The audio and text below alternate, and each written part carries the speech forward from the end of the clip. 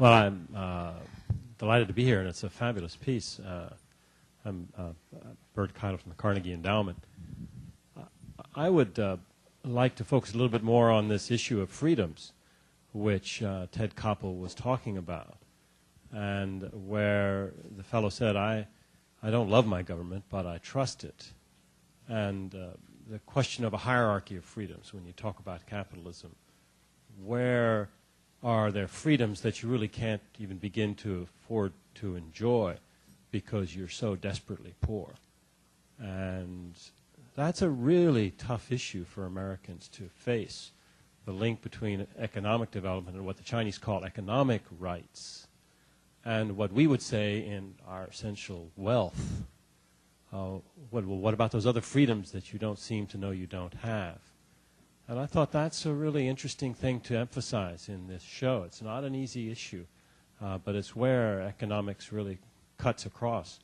And also that very interesting point about what do people want? There were the protesters. They were unhappy. And in China, it's very difficult to separate out what are disappointments that are natural because the economy is changing so fast and you're no longer productive, or you had an overestimation of what your expectations should be, and what are your losses because there's corruption and abuse and injustice. And how does the society separate out those two in its treatment of those that are unhappy? I would be interested in what Nick and others think about those issues. Thank you very much for the opportunity. Well, what about Tom and Alyssa?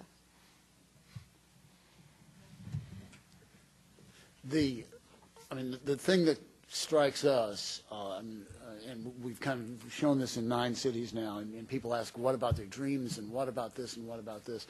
And what isn't captured in what we have here and we have in other places, well, I mean, the migrant workers who are tearing down that apartment building that was 6 stories by hand, working 7 days a week, 12 hours a day. What we don't understand is this is a country that is on the verge of starvation and incredibly poor, and kind of the documentaries of Shanghai leave a certain impression, and that we were trying to convey that there just isn't time. I mean, for the time being, and this kind of came with talking about pollution, and again, people would talk about all the problems of saying, for Pete's sake, I mean, we understand about pollution. We're not going to do for 40 years what you did in Pittsburgh and Detroit, but damn it, let us feed our people first. And I think we didn't capture it as well as we should, but is a real reality, and so much income disparity and so much problem in the rural population, and so poor that they really are facing instability because of that, and they've got to address that first and foremost. And watching, and Nick, I'd love for you to your thoughts on this. If the U.S. slows down and they slow down, I mean, it is a deal with the devil that as long as they can go 10% a year, they'll be fine. But that is, and they've done it for 20 years, but that's a tough order. Alyssa? Well, I would just point out one of the most amazing scenes to me that I will never forget was, and this is in the last show that kind of talks about some of the downsides when you grow that fast, is we went to this village about an hour outside of the main part of Chongqing. I mean, incredibly poor. No one had any running water. I mean, not only no running water, you had to kind of hike down a steep 50-foot hill and haul it back up by yourself if you wanted any. There was a woman, 93 years old, who had lived there all her life. She was sitting on a bed, coughing. I mean, you would think she had about had it. And she said, you know what, this is the best time of my life. That things are as good now as they've ever been. And, this is because they actually, the government had paved, we wouldn't consider it paved, but actually, put some dirt down on a road where they could get a truck up to the village where they, would help them, would bring supplies to them. I mean, this was the best time ever. She was incredibly happy. And you just look at the scene and you think, in comparison to what? So it was really made an impression on all of us. I saw some hands over here, then a hand here. How about the man with the dark glasses? I'll talk loud if it's not on. This may not be a fair question since you were just in Chongqing and you were not in Beijing, but can you give us a sense on the amount of control that the central government has on the overall plan, master plan, or development of that area? Talk specifically about, can anybody walk in, make a contact with a Chinese businessman and not inform Beijing what's going on? How much control does Beijing really have on the overall development of these cities? I'm going to let you answer that because that's my dad.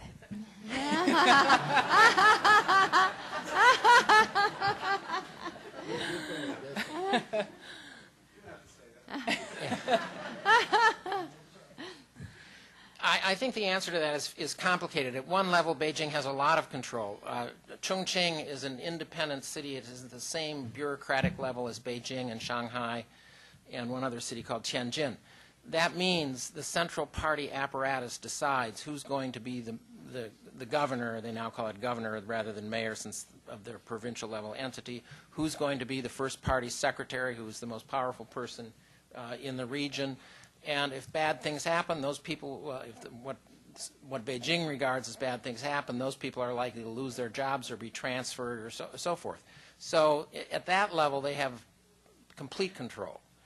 But at the micro level, the example that you raised of things with respect to business decisions, I don't know, and it's probably covered in the fourth segment or the third segment dealing with auto. Ford Automobile put in a huge plant there. The rule is if it's more than $100 million, you've got to also get permission from Beijing. You can't just get permission from the local government. So if you're Ford and you're investing tens of millions or more, then you have to get some sign-off from Beijing. But for small, anything below that threshold, it can be approved at the local level. And they're encouraged. There's a lot of competition. Chongqing, as was pointed out, is competing with other cities in China. They're all competing to grow faster, create more jobs, improve their infrastructure, et cetera. So there's a lot of competition, and they know if they don't approve your program, you can go to the next city and propose it there and see if you can find a partner you can work with if you need a partner, or if you're in most sectors, you can set up a wholly foreign-owned business.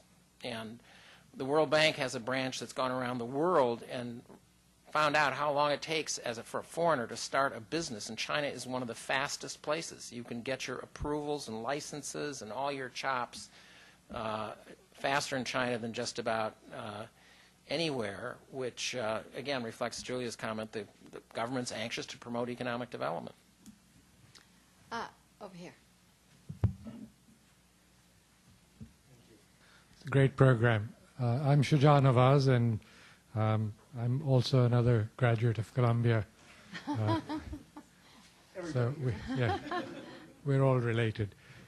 My question was, I think it's a great title for the program, but by calling it the Republic of Capitalism, isn't one sort of giving it some credibility as some kind of a political participatory system, whereas it's more a dictatorship of capitalism? And so do you explore the role and the position of the Communist Party?